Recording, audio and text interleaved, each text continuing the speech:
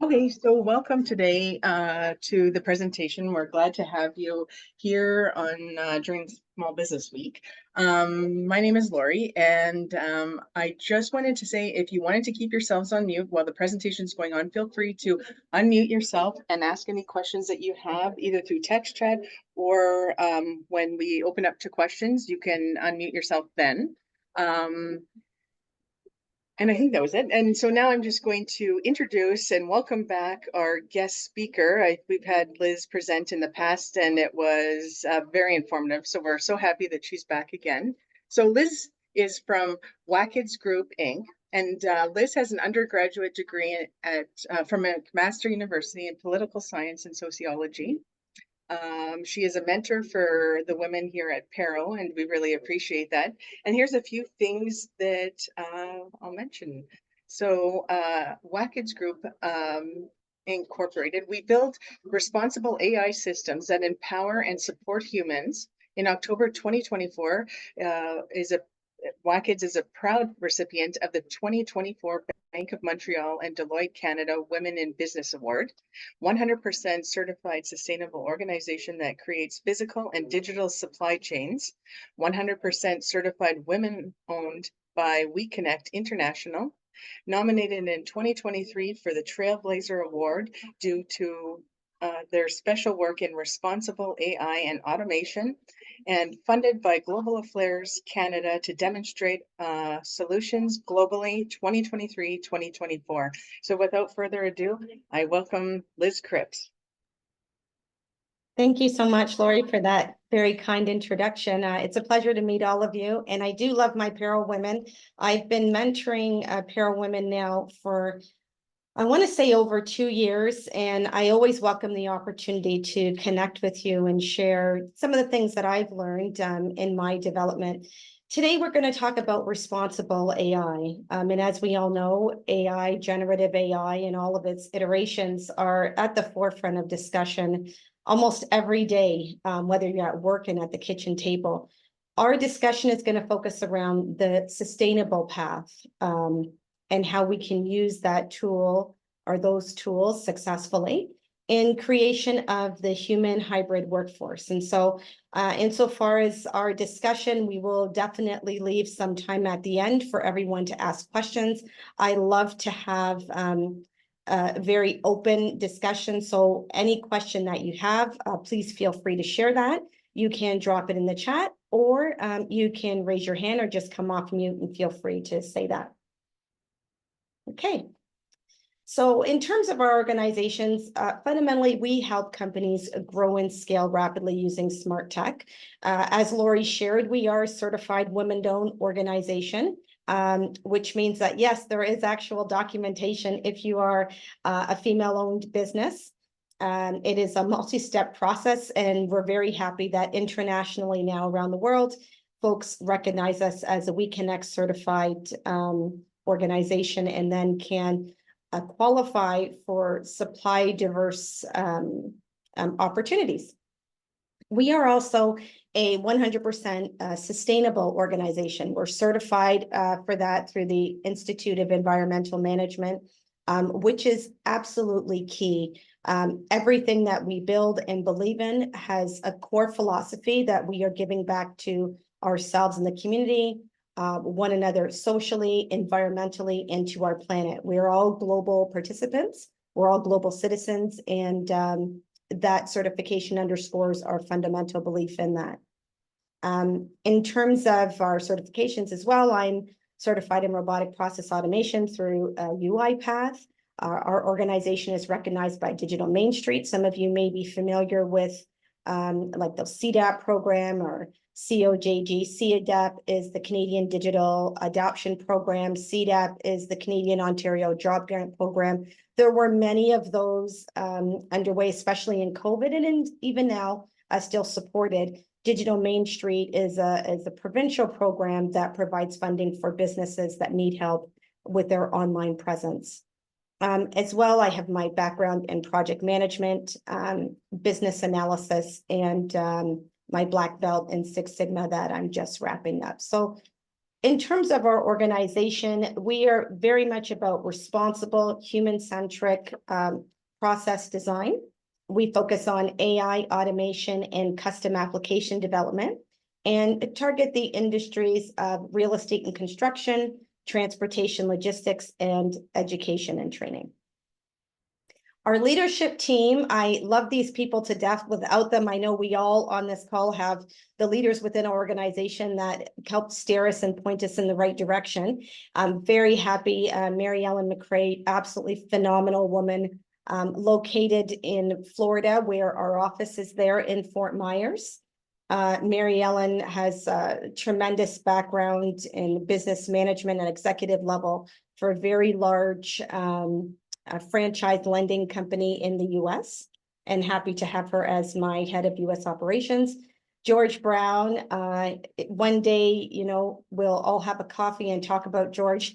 He's teaching me every day about numbers. I believe in lifelong learning, and there is absolutely nothing that someone else cannot teach me. And George is just a phenomenal resource and team member, and I'm so happy to have him by my side. From an application readiness perspective, we have Momita and Rishi and Raman. These are the heads of departments focusing on AI and automation. And then, of course, our gaming operations with Marquise and Jerry and Allison and Aaliyah that work in those elements. So from a business development perspective, in terms of what do we actually do for organizations when we talk about responsible AI and automation, and if you're ever looking to build an AI system, there are certain hoops that need to be in place. And one of those is around data validation and governance. So you need to have a strong data system, and you need to have rules for how that data system is actually structured. So, you know, naming conventions, things like that. Believe it or not, there are a lot of very large corporations, and they've grown fast. And so they do not have those rules in place. And when you don't have that normalization in place, it's very hard to create any system, let alone an AI system. So we do those solutions, and then we teach people on how to ask the AI questions. We also focus on automated system design, machine learning, game production, website design, and system integration, which is essentially how systems talk to one another when they are connected. So why transform? You know, why now is this question on the table? You know, as a business owner, you've joined the session because you're obviously interested in what is this whole concept of responsible AI and what does it mean? Essentially, the idea of transforming now is saying that all of your competitors, some may be considering it. A lot of people are talking about it. And there are a group of folks that are actually doing it. They are using AI and automation to power their business. That means that they are growing faster, they're scaling faster because they're able to respond to potential customer inquiries a lot quicker than the average bear. So when we have folks that are using machines to help them work in their daily lives, and we're not using machines, it immediately puts us at a disposition. Does that mean that our products are inferior to theirs? No. However, what it does mean is they are able to reach more people a lot quickly than we can, and that's why we transform. 2026 was the year that everyone, you know, in the tech community and the executive business communities that started saying, you know, we're going to have more of this human hybrid workforce. And this is when computers and humans were going to start working together, and it was going to be this big, glorious thing. And it turns out that that timeline was accelerated by like 3 years. Because as we all know, ChatGPT started in September of 2019. And as a result of that, everybody just sort of kind of ground to a halt and was trying to figure out what exactly is happening. So 2026 is actually the old new date for when we were going to start using computers in our day-to-day work. And the reality is that it happened a lot sooner. 85% of the global population is using a smartphone. This is another very key element that we all want to grapple with. So when we talk about the global population, we're talking about everybody in the world. So if we look at the billions of people on the planet, 85% of those have a cell phone. So when we look at our own cell phone, think about all the things that we have access to. We have access to music and news and information. We have ways of storing our conversations, of having conversations with people in our immediate circle and people abroad. In fact, when we look at the use of cell phone, we know that people use their cell phone more than they would a desktop or even an iPad. So when we think about the reach of our businesses and we think about how folks are learning about us, we want to understand that globally, not just here in North America or more populated parts of Europe and the Middle East and the Caribbean and Asia, but everywhere. When we put all the numbers together, 85% of humans are looking at their cell phone probably first. So when you're designing programs for your business, when you're putting your processes together, you want to keep in mind that that's how people are accessing information about you. How are you getting on their device? Folks that are using technology, those devices and those communication mechanisms are built for mobile. They function on mobile. They're first in class for mobile. They work on a desktop too, but they know about the 85%. So when you're leveraging these types of technologies, you're kind of putting a mobile first style of strategy. And as a result, again, you're reaching more people quickly. So automation is changing, automation is changing the way that businesses work. We know that by 2025, there'll be 97 million more higher paying jobs. And we are in a moment going to talk about the jobs that change and grow and adjust, but 97 million more jobs is a lot more higher paying jobs than we have now. Like that is actually a relevant number. And we know through automation that you're saving on average 48 hours per month.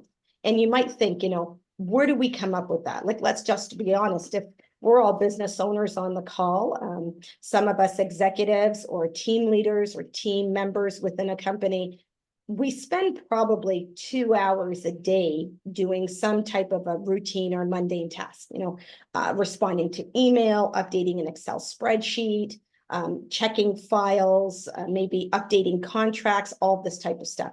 So at 2 hours a day, the average bear, we're going to work about 6 days a week, especially if you own a business. It's nice to be able to say that you work 5 days a week, but present company included, I know that I work at least 6 days a week. So if I can scratch 2 hours a day from my schedule at 6 days a week, I'm already saving 12 hours, right? And so when I look at that on a monthly basis, I've saved 48 hours. Let's think about what we could do with 48 hours. If someone gave me the gift of 48 hours at a minimum for every month, and I looked at, Liz, how long does it take for us to do an actual sales call, a discovery call, where we have the chance to learn about another business and what their needs might be? Those calls are typically 30 minutes, but wow, I have 48 hours. So that means I could do an extra 96 sales calls a month. Now, I would love to have 98 sales calls to do, but the opportunity is there. So just by using automation to reduce my manual workload by just 2 hours a day, I could make an additional 96 connections with business owners. So if my conversion rate was 10%, I would have 9.8 new customers a month, potentially, based on the fact that I am using some type of a machine to help me respond and to alleviate some of those mundane tasks. So think about your business now, if I had 9 new clients, right? Let's just drop the 0.8, right? Because 0.8 of a person doesn't exist. So let's just go lower scale. I like to be conservative. If I had 9 new clients a month, 9 times 12 is well over 100 clients net new on my business a year. How fast would you grow? How fast would you grow if you did that for 2 years, 3 years? How fast would you grow if you started like that and you never stopped? So we have an opportunity here to leverage automation to help us grow, but it's the way that we use this automation. And there's 4 key ways that folks use automation. 1, marketing automation. your SMS, your auto voicemails, your email campaigns, Of course, I'm going to say 100%, we never want to be spammy. We don't want to send people thousands of messages that don't make sense. We want to be intentional, and we want to be on target, and we want to provide folks with meaningful content. Okay. That is absolutely key. Just sending a message is not enough. It has to resonate with that business, which is why we have wonderful marketing professionals that help us understand how to segment our data so that when we do use marketing automation, it is effective. And we also very much want to be in compliance with the GDPR and CAMSPAN rules. So not just flogging someone down, giving them an opportunity to say no when they don't want our data, and yes when they do. Accounting and bookkeeping automation is a lot of fun. Like I said, I love George. He is my automation because he just keeps everything going with the books and keeps me apprised. And we use accounting and bookkeeping automation. If you use QuickBooks, there are ways now that you can record your receipts, which is very much important for Revenue Canada. There's ways you can track your mileage. So a lot of systems have automation built within them already. And you'll find that when you go to sign up, regardless of the stage of your business, as you're looking at them, you'll see it will say AI enabled. Sometimes it won't say that AI is enabled, but rest assured, if it's saying you can quick and easily do X, that typically means that there's some type of an AI or automated function in the back. Process automation is near and dear to my heart. Process automation is really about operational resilience and underscores our commitment to sustainability, which I should mention leads up with the United Nations 14 Sustainable Development Goals. Process automation says, let's stop you from memorizing to doing and understanding what you're doing. And so we calculate the steps, we break the steps out in a process called modeling, and then from there, we guide people through what they need to do. Process automation is applicable to every single industry. It is applicable to every single business because all of us have processes and procedures that we use. You'll hear the terminology supply chain. Supply chain is basically just a series of processes. If you think of it that way, it's a bit easier and makes more sense to digest. HR automation is also, again, fundamental. If you have workers, folks that work with you, whether they be independent contractors, part-timers, full-time, like FTEs, there is a way that we bring people into our companies, and there is a way that we share our value proposition with those organizations, or with those individuals rather. And there is a way that we pay them, and there's a way that we offer continuous improvement. And so HR automation is really the automation of the human resource functions that are served within a company. So I want to just kind of take you guys to the other side of the world for a second, and the world that I actually really love being a part of. And I want to talk to you a little bit about AI. Like, what is this thing that everybody's talking about? Like, what is AI? What does it actually mean to us as business owners? And how did it even get started? And so I want to start with just kind of the initial concept. Let's take it back. 20 years ago, I worked for Cisco Systems, which is the world's largest routing and switching company. And way back then, 20 years ago, we were using machine learning. We were using a system called Oracle.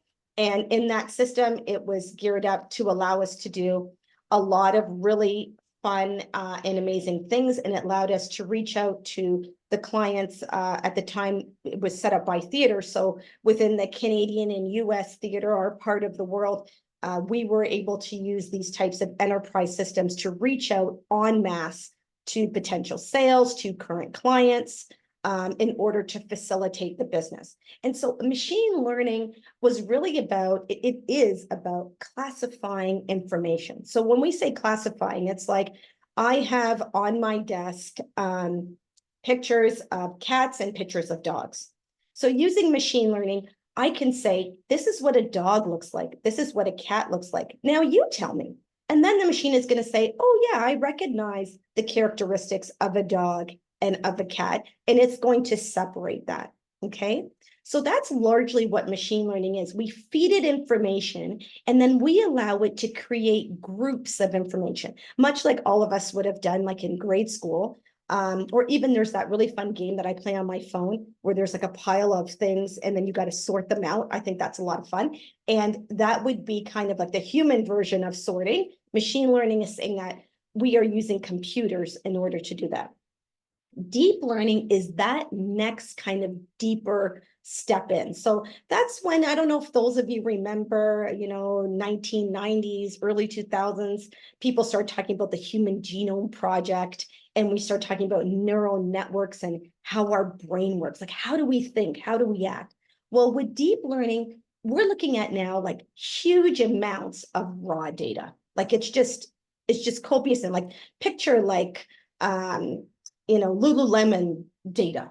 They collect so many data points from folks, like those big, huge Nike, Adidas, Sephora, like all these great, amazing companies, they have large, very large data sets.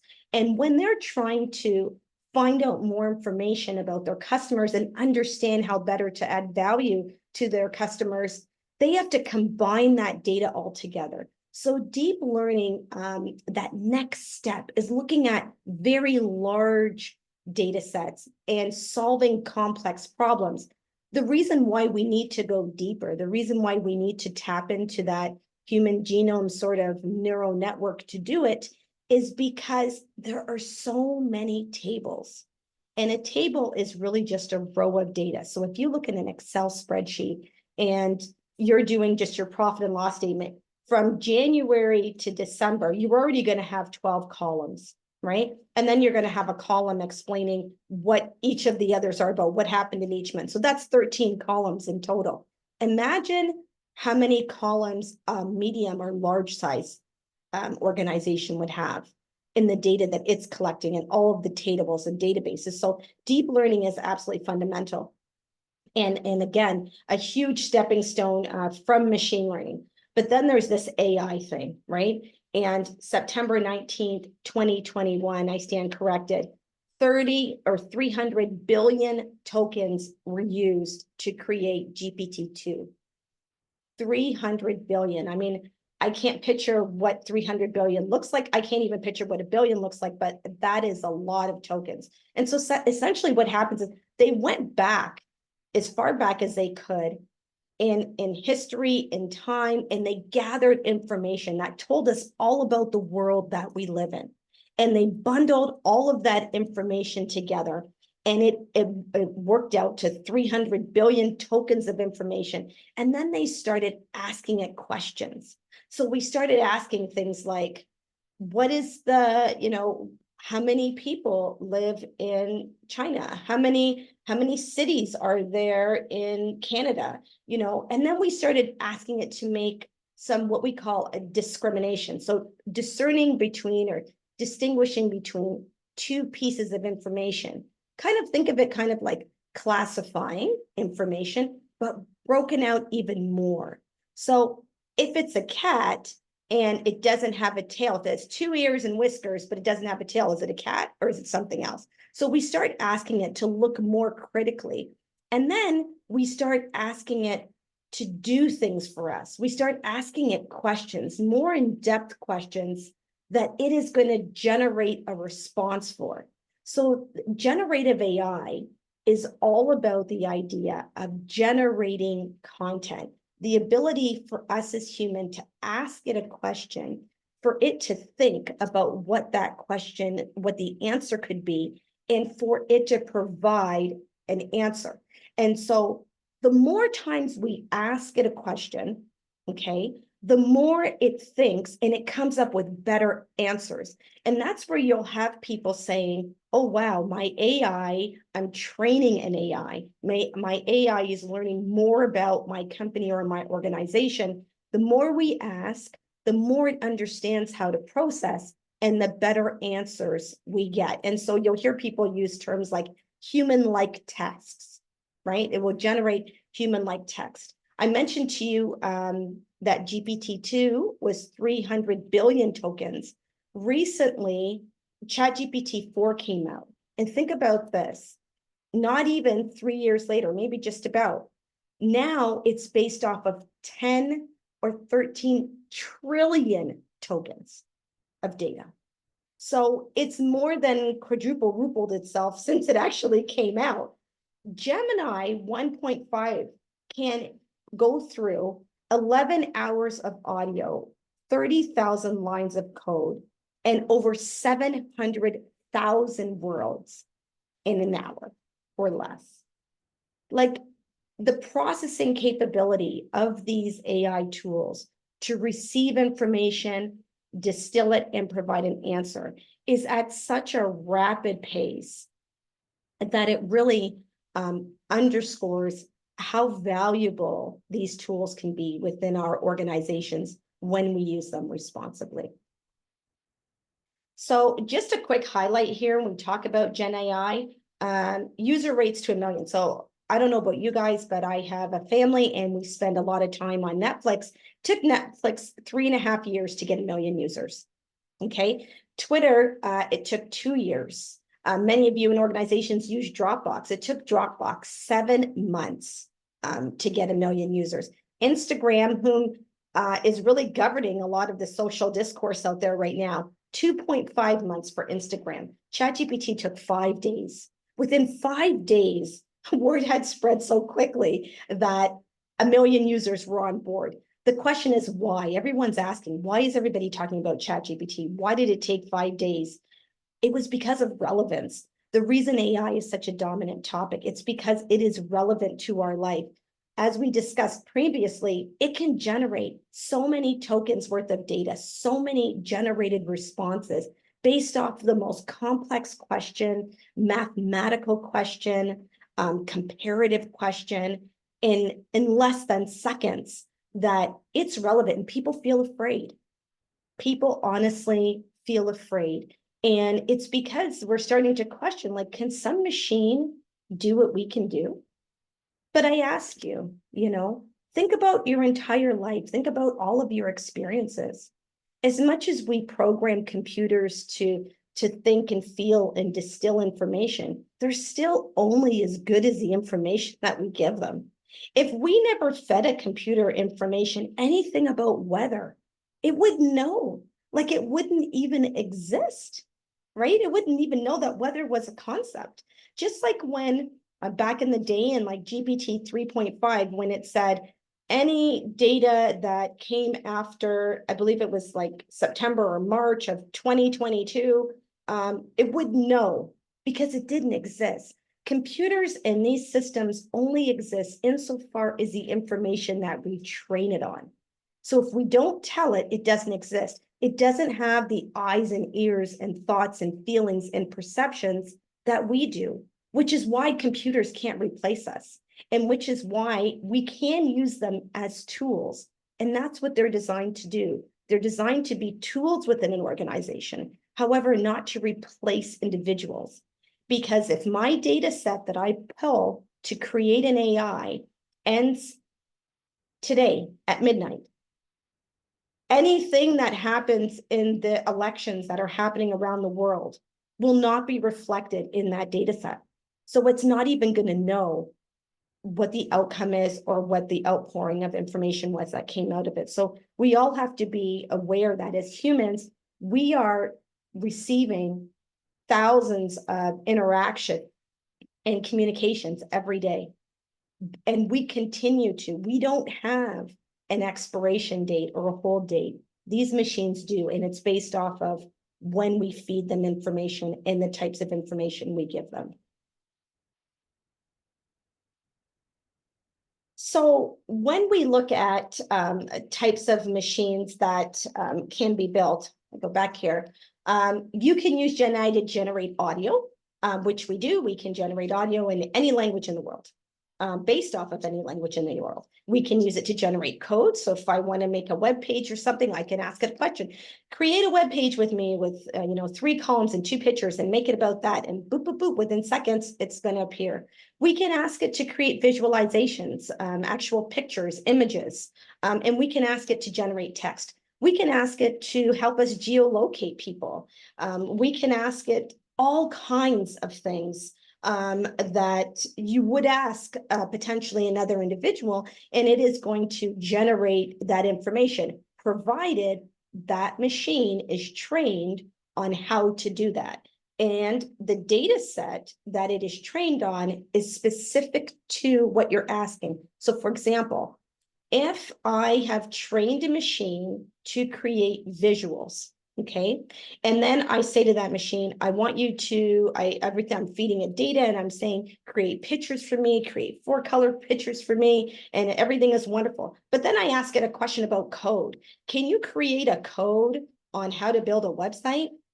That may not be accurate because we actually haven't trained the machine on that. So it has a very narrow focus right now. It's only looking at visuals, and it may tell me, I'm sorry, I don't know how to do that. Or it might spit something out that is absolutely irrelevant and not accurate. So that, again, keep in mind, the machine that you're using or the AI tool that you're using, what is it actually created to do? And then ask it questions based off of that. That is fundamental in your understanding of how to use these tools and how they work. So Mine AI is a tool. It's a proprietary tool that we developed in-house, and I mean, we think it's fabulous. Mine AI allows people to ask questions, get answers. It allows people to compare information. So we can take a PowerPoint and an Excel and say, what did I say the revenue was in the PowerPoint? And it's going to tell me, and it say, oh, that's wrong because in the Excel you said this. It's going to look at all types of compilations of data. And within second, it's going to give us some really great outputs of information. So in Mine, you're looking at a customer experience type platform, which like a CRM type platform, and then you're powering it with AI, that AI portion being the generating, the ability to find out quick information. So I take my CRM, I combine it with Gen AI, and then I can start getting it to do business things for me. I can get it to do notes. I can get it to give updates. Some of you may have heard of there are other concepts out there about agents and things like this that we can ask it to do certain things for us. So when we take our standard CRM product and we combine it with any type of Gen AI, that's when you start harnessing the power of the information. So in our specific tool, in terms of improving efficiency and productivity, you're going to log in, you're going to ask it a function, in less than 5 seconds, you're going to have an output. So if I ask a question like, can you translate this into Spanish? And can you explain what Gen AI means to a 6-year-old? You are going to get both of those answers in less than 5 seconds. And then you can click on it and you can actually export the text. So that would be an example of a tool that we built using Gen AI. I do have to say that we don't use platforms like ChatGPT. They're a great platform, but we actually do Python coding and we train our own model so that the responses are secure and the environment for the client is secure. So I talked to you about our sustainability certification, and I've been mentioning throughout about responsible AI. The two actually go hand in hand.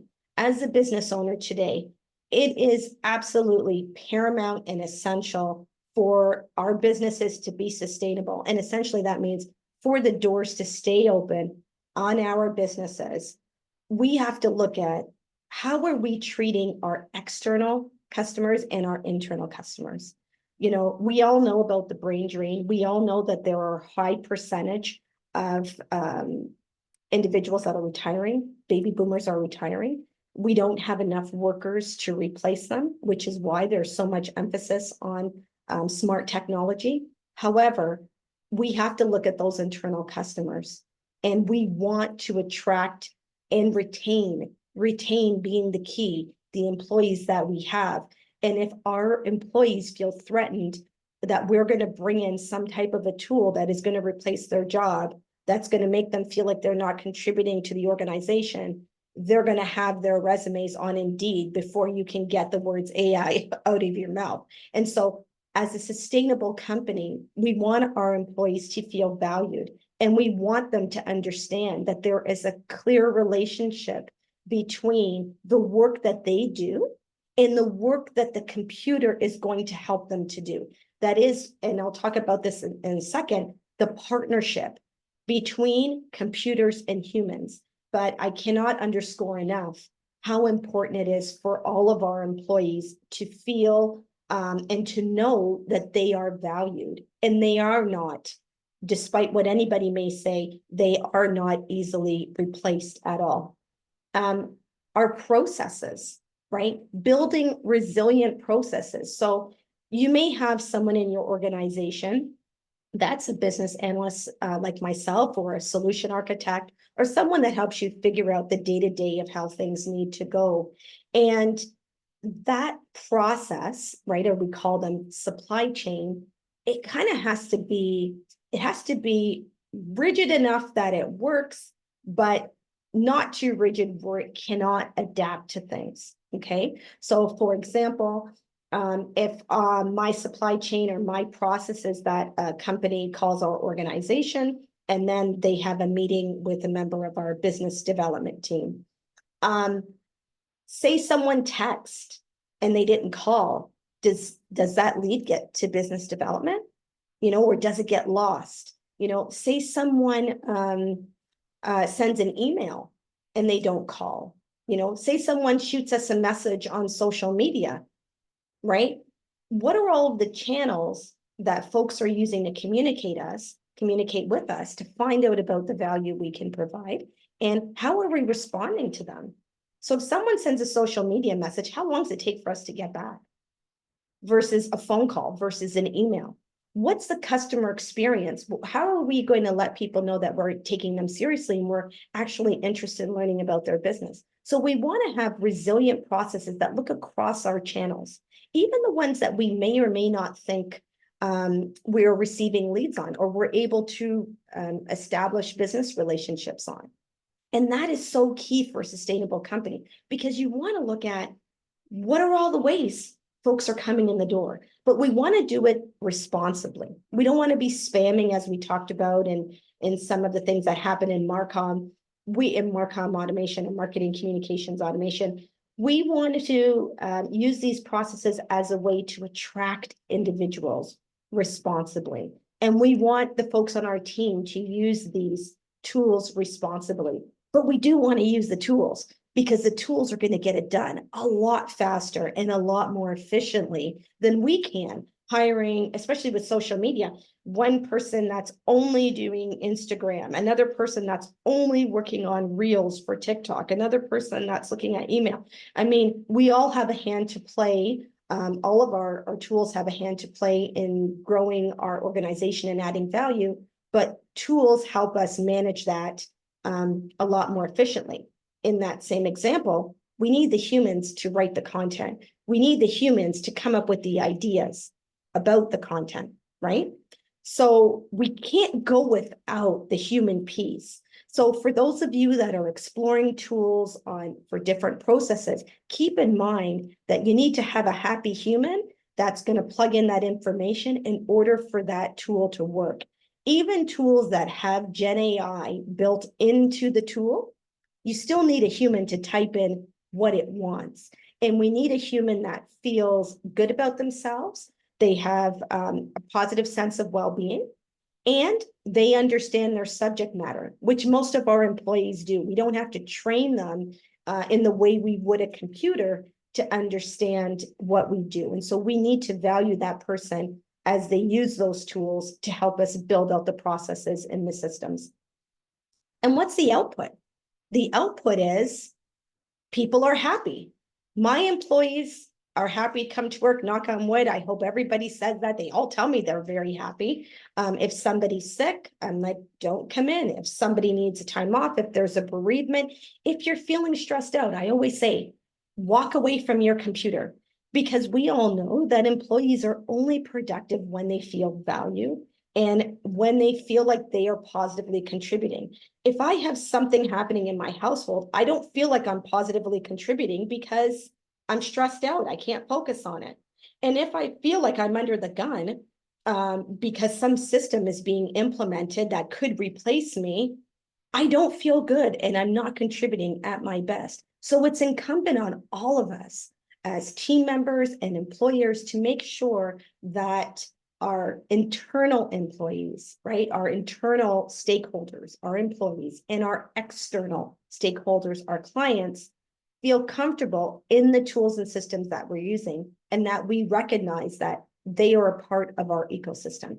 So the whole saying, happy wife, happy life, happy employees, happy customers equals increased customer retention in a sustainable business. So when we look at, not only Mine AI, which is of course a responsible and sustainable partnership, let's just take 2 seconds to debrief before we go into questions. I'm in an organization, and in my company, things can kind of get a little bit fuzzy, using the example of a new prospect at the door. When the person emailed, people weren't sure what to do, or when they reached out in social media, people weren't sure what to do. And sometimes there's a bit of disorganization. Our CSAT score might be down, folks might be leaving our organization. We're not sure why. That's the perfect use case for automation. That's when we want to use responsible automation. Reason being that we're expecting people to memorize way too much. Like, we love our business. I love my business. I love coming to work every day. I love having the opportunity to present to folks like yourselves every day. I love it.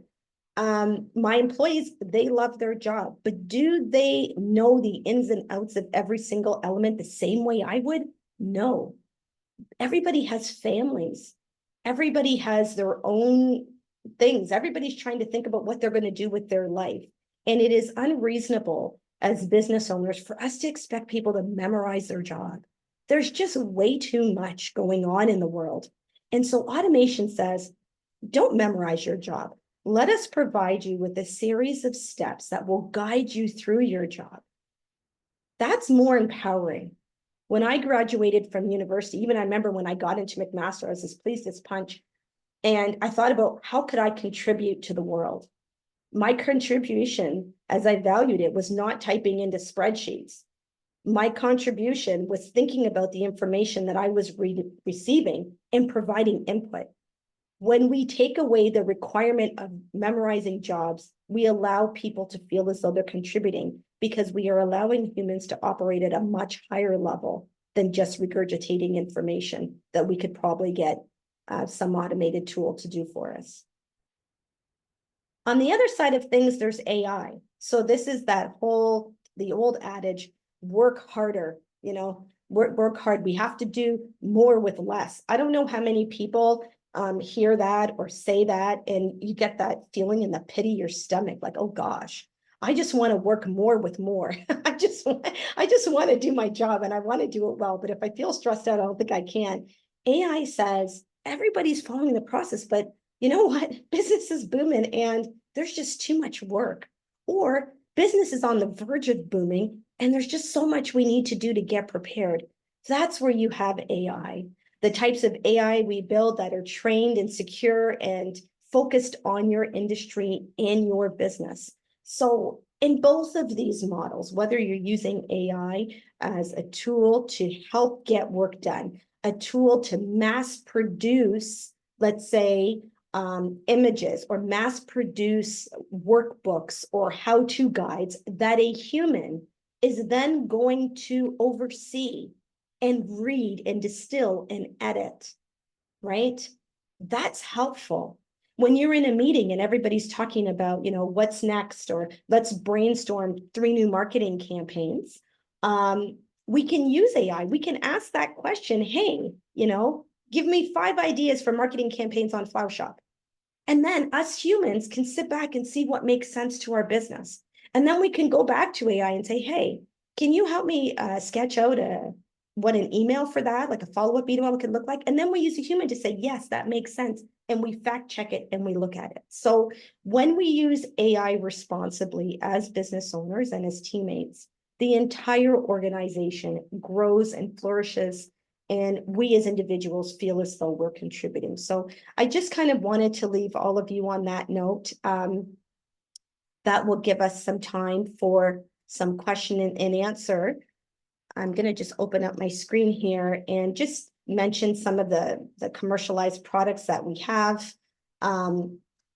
We have our AI Insight Engine. We have a automated digital card.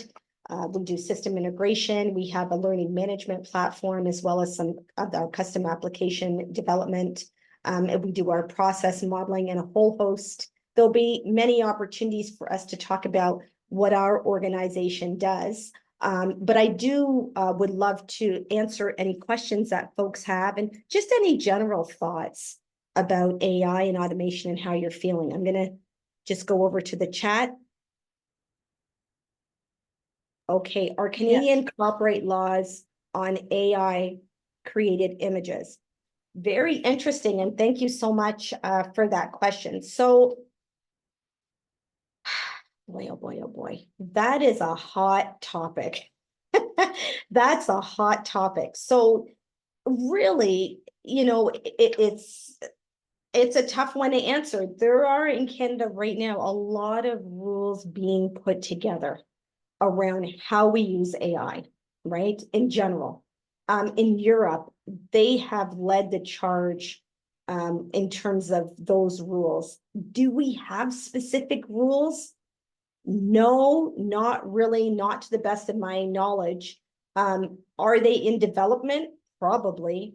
Most governments right now are having big think tank discussions around how to govern this, whether it be from text to images to audio to video. Again, ChatGPT came out and really laid a very strong foundation for folks to use Gen AI. And since then, it has been a race of businesses figuring out different ways of using it. So I cannot say explicitly yes or no. All I can say is it's probably coming. I do want to make a note about plagiarism, though.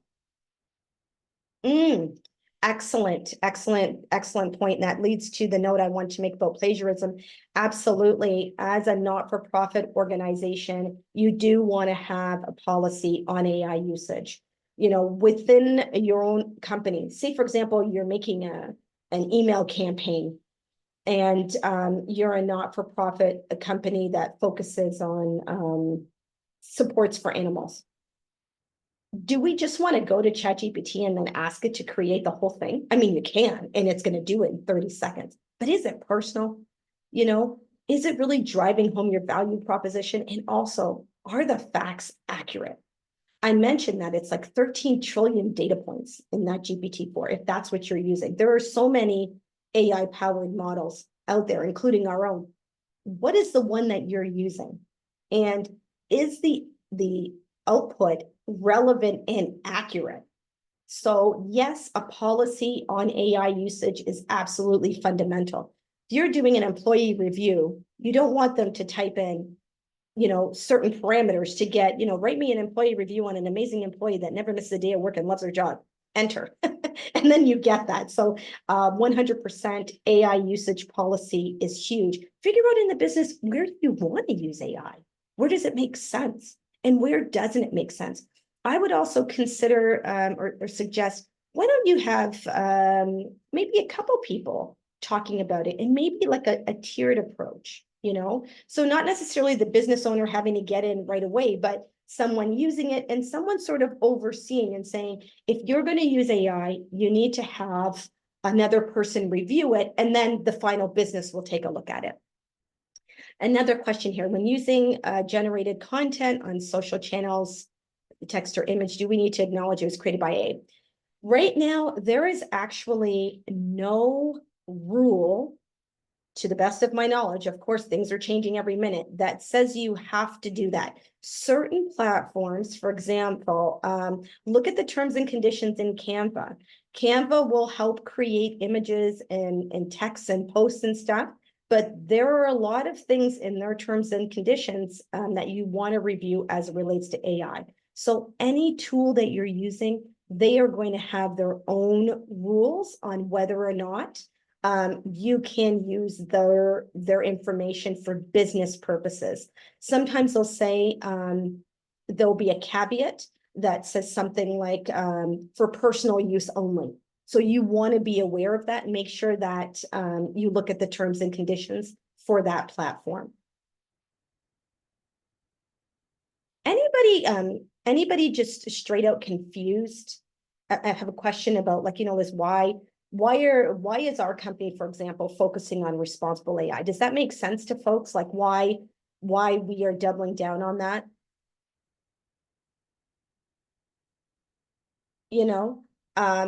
The reason we are is because AI isn't going anywhere, right?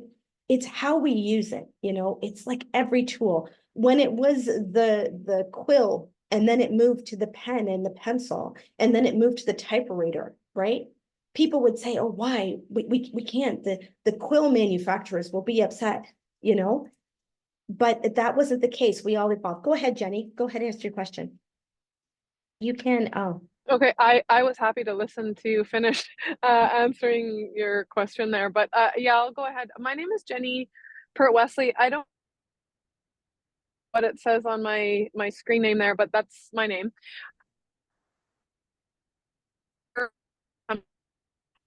You're cutting out a bit, Jenny. Okay.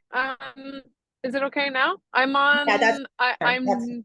It's sort of a little bit out, but yeah. Thank you. I have a question about education, and then I have a question about our business. My question about education, and you mentioned that you do some work in education, and this is just a question for you personally. Where do you see the Ontario curriculum going as far as integrating AI into revamping the curriculum for kindergarten to grade 12? That's my question for you as a leader in this arena.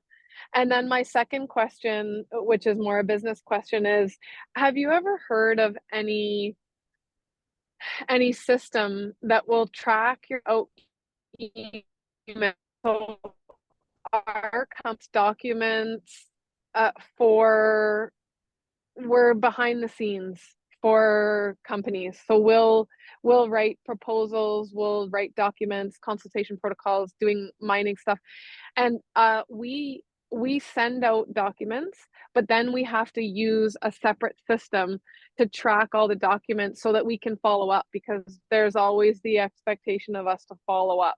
And I'm wondering if there's any automation that you've ever heard of that would track the outgoing emails and put it into, like, this document was sent out and you need to follow up on that. So those are my two questions. And I just want to say thank you so much for this. This is absolutely critical to what's happening in our company right now. And it has been a real pleasure listening to you. And I'm so grateful for Pero bringing you. So thank you. Oh, thank you very much for that. Like I said, it's my pleasure. I'll share my contact information in the chat for anybody if we run out of time. I have no problem meeting with folks one-on-one. As you know, I mentor women across Ontario for payroll right now. I want to answer your question. You asked, your first question was around education, and as in our organization, we partner with a number of colleges and universities in Canada as well as the US.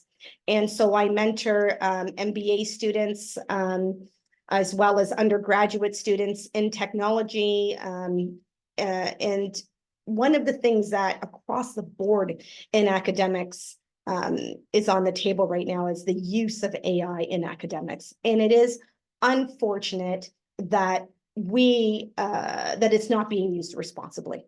It really is. Folks are going in across the board in any discipline and they're typing things out. They're asking a prompt and they're getting an output. and they're using it for their paper. And there are a bunch of different tools you'll hear coming up where they're fact checking and they're saying, okay, a percentage of this is used, or 80% or 30%. And it starts to become a slippery slope with paid education and not paid. As consumers, we believe that when we've paid for something, that means we should get it, right? So it's like, I paid for my soccer registration, so I should get to play, whether or not I'm good, right? Some are applying that to academics and saying, I paid for my undergraduate degree, so I should be able to get it. Well, if you're getting it because you're typing in prompts, you're really undermining the philosophy of education, which is all about learning, right? Education is about learning. Academics is learning, and not necessarily just regurgitation. So I think that where we're going from the ministry perspective is that, one, I believe last summer, 6 months ago, the Ontario government, I guess the Teachers Federation, they launched a campaign against social media because of all of the wellness issues that kids and youth are facing with it. I suspect it's not going to be too far behind that you see something in and around AI usage with kids. But again, those of us that are on the phone that are parents, I have 3 sons, and I have to say, guys, you had an assignment due. I want to see you working on it. Right? I don't want to see you gaming for 2 hours. It's due tomorrow, and suddenly you're finished. The red flag goes up. There's no way you wrote a history paper in an hour. Okay, what's that look like? So the pressure is then put on us as parents in the interim to say, we have to just take that 1%. I have this 5% philosophy. I'm going to take a second. Maybe this is helpful to everyone, but sometimes when things aren't going well in our business or our family, we ask people to change. We're like, you're not doing it right. Can you do it like this? Well, we're asking them sometimes to change 100% of who they are. It's impossible. If someone said, Liz, you have to change who you are 100%, I wouldn't even know what to do. But if I ask for an incremental change, if I just say, you know what, can you just adjust this one thing? Then the person might say, oh, I can do one thing, and they're more likely to do it. So as parents and as business owners and team members, if you notice something happening in your organization, people using the AI, even in a school setting, to your question, Jenny, around what's happening in the ministry in Ontario with AI, if you notice people are kind of using it too much, apply that 5% rule, and then just say, hey, why don't you just use the AI to generate 4 ideas? And then you write the ideas. So asking them to make an adjustment to the behavior as opposed to erratically trying to change it could in fact bring about more change. Regarding the distilling and tracking of automation or for documents within your organization, I do know of tools that would do that. We have a tool that would do that. And the process of that, really what you're talking about is using a Gen AI and incorporating that into an automated process. And then together, you will not only have the output of very quickly created information, but the receiving and distilling and then the storage of that. So I'll share my information out there for everyone that would like to reach out to me, and we can have those types of detailed conversations at that point. Thank you for those questions. I hope, Tina, I'm so happy to hear that it has increased your understanding of AI, and really that's all this talk was intended to do. I'm very grateful to Pero, the leadership at Pero, and everyone that I get to work with there, Lori and Karen, of course, all the names are like in my head, Josie. There are just so many amazing women there. Pero is a fantastic organization.